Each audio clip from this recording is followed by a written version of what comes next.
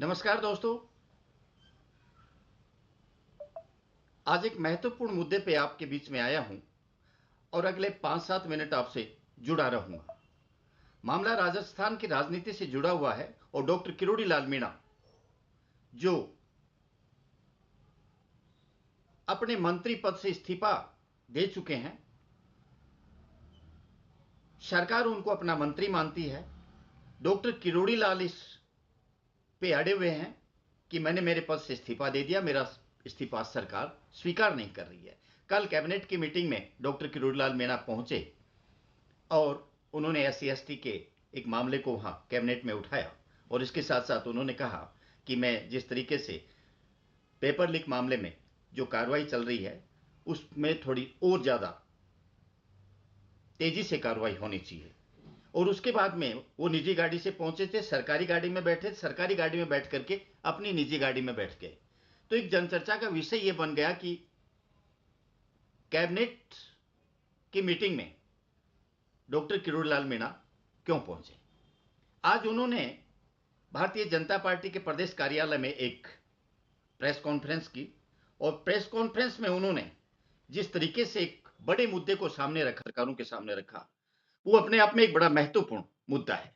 उन्होंने कहा कि सार्वजनिक आम जन के हित की जो जमीन, मंदिर माफी जमीन,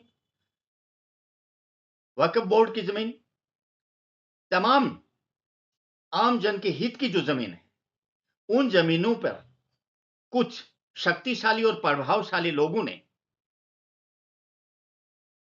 सरकारों से, भ्रष्ट अधिकारियों से गठबंधन करके उन जमीनों को खुर्द बुर्द कर उस पर अवैध रूप से कॉलोनियां बसा दी।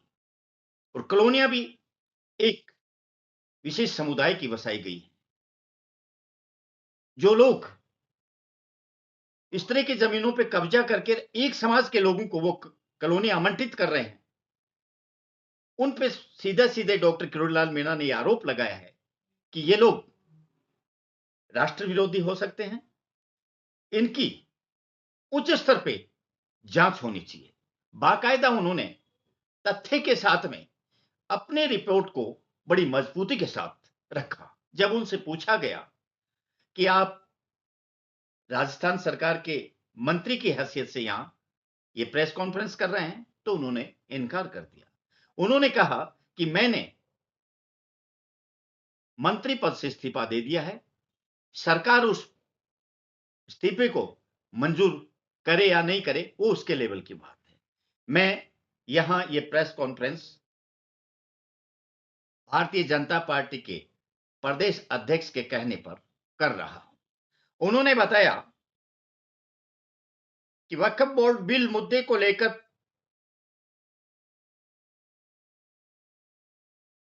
कई प्रभावशाली लोगों ने वक्फ बोर्ड की बेस कीमती जो जमीन है उसको बेच दिया है।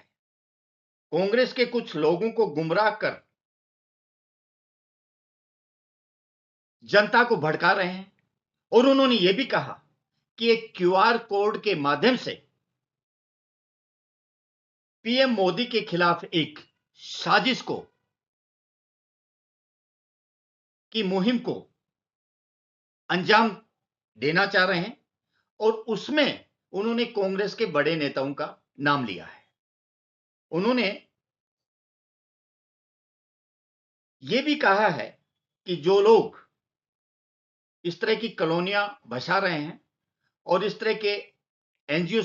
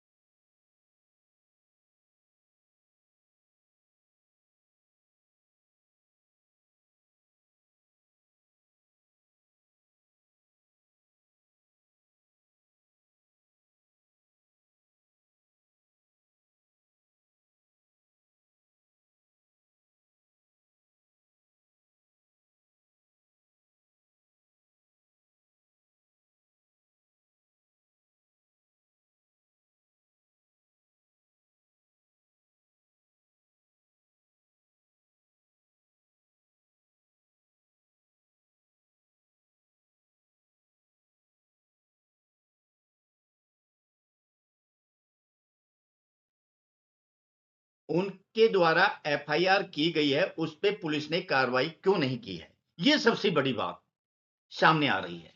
डॉक्टर किरोड़ी लाल मीणा ने प्रेस कॉन्फ्रेंस में यह भी कहा कि जो लोग एक साजिश के तहत मंदिर माफी, वक्फ बोर्ड की जमीनों पे जो कब्जा कर रहे हैं और जिस तरीके से कॉलोनियां बसा रहे हैं और एक ही समाज के लोगों को वहां बसा रहे हैं, उससे उन्होंने चिंता जाहिर की है और उन्होंने कहा कि ऐसे लोग राष्ट्र विरोधी साजिश में शामिल होने वाले लोग हैं। उन्होंने कई लोगों का इसमें जिक्र किया है और प्रभावशाली लोगों का इसमें योगदान बताया गया है। अब सवाल इस बात का है कि राजस्थान की सरकार इस पे कितना एक्शन लेगी, ये भविष्य के गर्व की बात है। लेकिन डॉक्टर किरोड़ीलाल मीणा ने कहा है कि वक्फ बोर्ड मामले का जो बिल है वो संसद में आने वाला है और इसके ऊपर चर्चा होगी।